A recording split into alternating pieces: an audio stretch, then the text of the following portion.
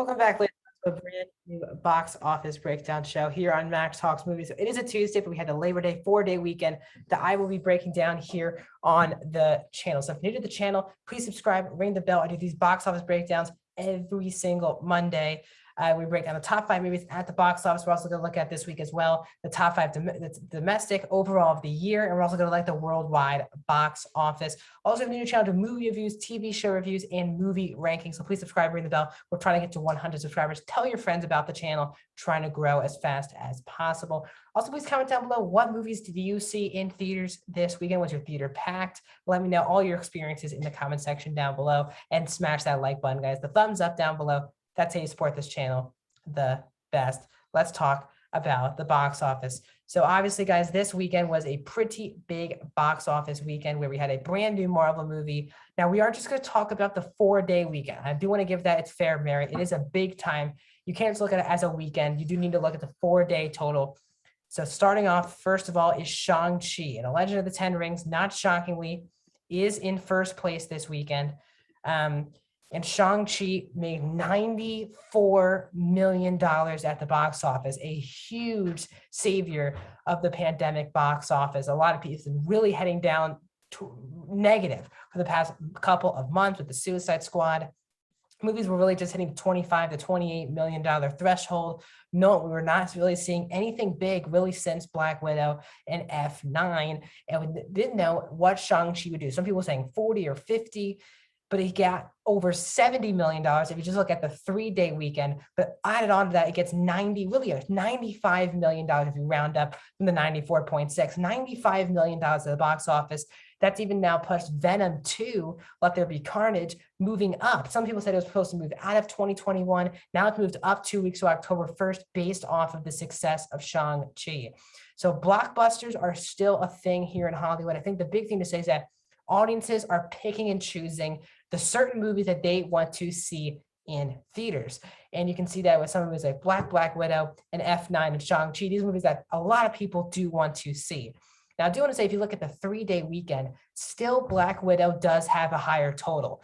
This does, Shang-Chi did better than F9, but Black Widow with this 80 million is still the top opening of the year here in the United States. So, and that movie was released also on Disney+. So the question now for Marvel moving forward is Eternals, their next movie in November. Will they do that on Premiere Access, or will they keep that exclusively in theaters just like Shang-Chi? What format made them the most money?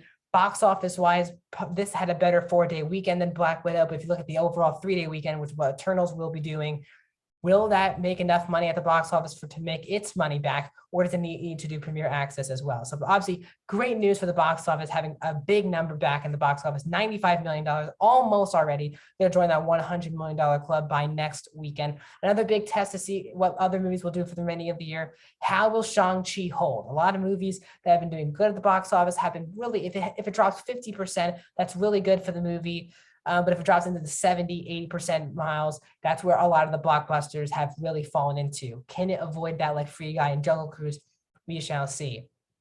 In its second weekend at the box office is Candyman, making $12.5 million this weekend. Really good for Candyman. They didn't drop as big as a lot of people thought it would. I think it dropped 53% this weekend. So Candyman really proving it did not fall under $10 million, especially when there's a big Marvel movie coming out, nothing really else coming out with it. Normally the rest of the box office is below $10 million, but for it to stay above that, that is also great. And also keeping it up is Free Guy. Actually, before we go to skip over Candyman, Candyman has now made $41 million in its 2 weeks.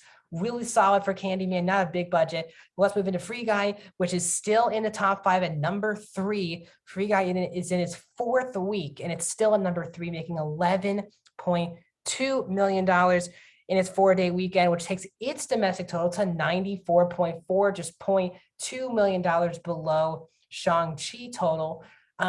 Really impressive. This has been one of the more impressive movies of the summer. You know, it didn't open big. It's really held up really well at the box office. It still has not dropped below $10 million. A huge win for now the Disney brand who oversees 20th Century Fox.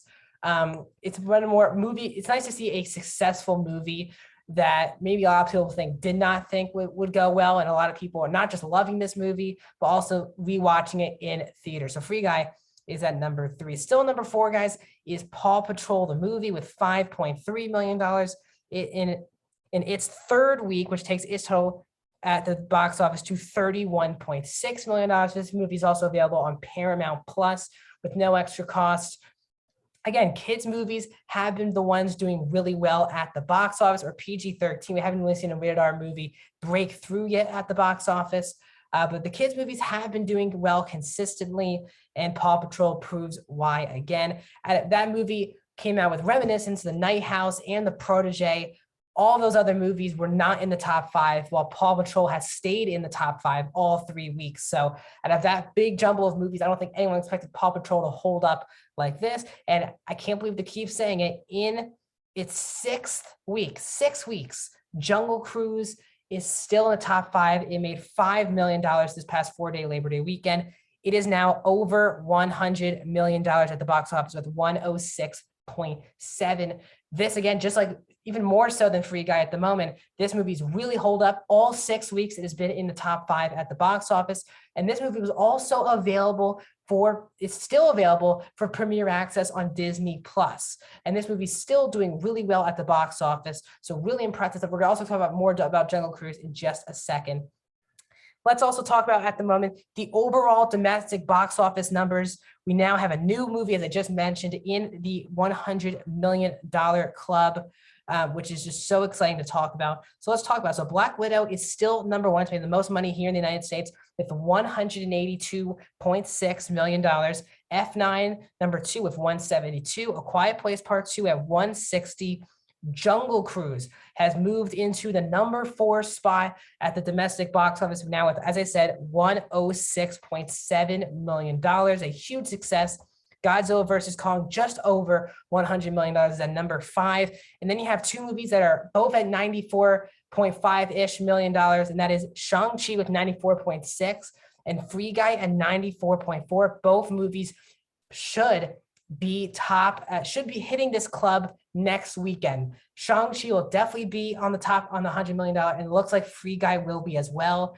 The only movie that's dropping is down. Cruella has dropped all the way to number 8 with its $86 million. So we could now, guys, by next weekend, have 7 movies now in the overall top 5 in the $100 million club here domestically. A huge success. Disney, obviously, with multiple films with Black Widow, Jungle Cruise, Shang-Chi, and Free Guy. They would have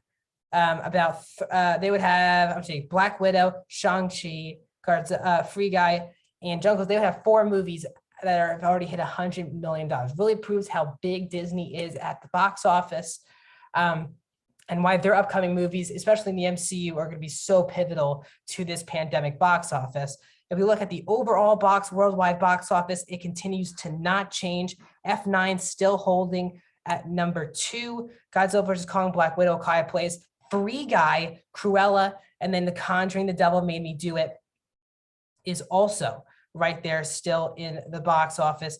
I'm about to look back at the worldwide box office from last weekend, and that is right. I was about to say that Free Guy was not in the top 10 last weekend. So Free Guy has now moved into the top 10 at the worldwide box office. So a huge thing for Free Guy as well. Really impressive stuff.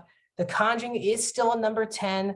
And as I said, the ranking is F9, Godzilla vs. Kong, Black Widow, A Quiet Place Part 2, Free Guy, Cruella, and The Conjuring are still all in the top 10 at the worldwide box office, but Jungle Cruise is only $7 million behind The Conjuring, The Devil Made Me Do It at the worldwide box office. So we could see The Conjuring 3 drop out and Jungle Cruise move up. So Free Guy and Jungle Cruise are not just successful here in the United States, they have been very successful worldwide. Again, Shang-Chi, I do not believe has a Chinese release date yet. That would be a big deal for a lot of these movies coming out, especially blockbuster movies. A lot of their money comes from the worldwide box office, not just here in the United States. Some even movies have 70 or 80% of their box office that comes from international. So we're going to see if movies are still going to move because, again, the worldwide box office is still not as good here in the United States.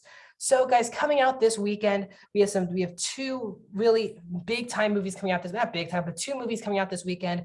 First is Malignant, the brand new James Wan horror movie that hits theaters this upcoming Friday. That will be available on both HBO Max with no extra cost and in theaters. And then also The Card Counter, which is the brand new Martin Scorsese produced movie with Oscar Isaac. That movie comes out also this Friday exclusively in theaters. September really is going to be a slow month. Not many major releases other than Shang-Chi. So we'll see how Shang-Chi holds up. I would actually expect Shang-Chi to still be #1 at the box office next weekend because, again, October will be the month where movies are really in full form, blockbuster form every week. And I'll go through that at the end of this month. So that's my box office breakdown, guys. Thanks for joining me on this show, and I'll see you guys soon.